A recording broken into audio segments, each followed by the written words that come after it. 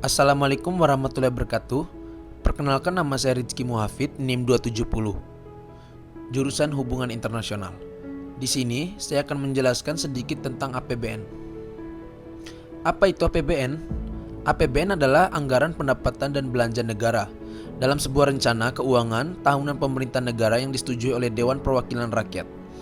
Rencana keuangan negara ini ditetapkan setiap tahun yang dilaksanakan secara terbuka dan bertanggung jawab demi kemakmuran rakyat. Adapun fungsi APBN sebagai rancangan pengelolaan pendapatan dan pengeluaran negara, APBN disusun dengan tujuan sebagai pedoman belanja dan pendapatan untuk melaksanakan kegiatan-kegiatan yang akan dilakukan oleh negara. Adanya APBN membuat pemerintah memiliki gambaran apa saja yang akan diterima sebagai pendapatan dan pengeluaran yang akan dilakukan selama 1 tahun anggaran. Ada beberapa fungsi APBN dalam penyusunannya. Yang pertama, fungsi otorisasi.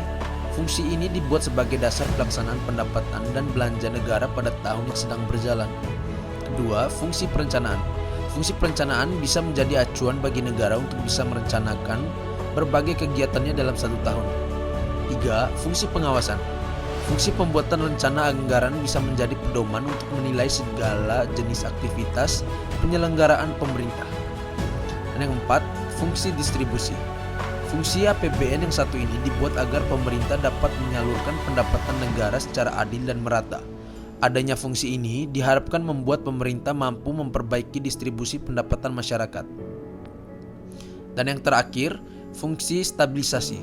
Fungsi stabilisasi ini digunakan pemerintah untuk menstabilkan keadaan ekonomi negara agar terhindar dari hal-hal yang tidak diinginkan.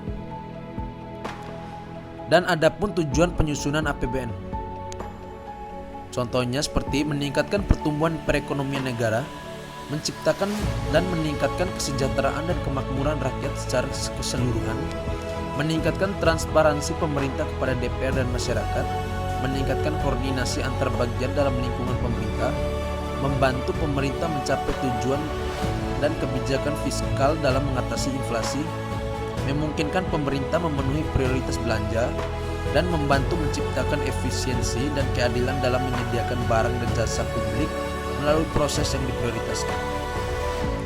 Sekian dari saya. Assalamualaikum warahmatullahi wabarakatuh.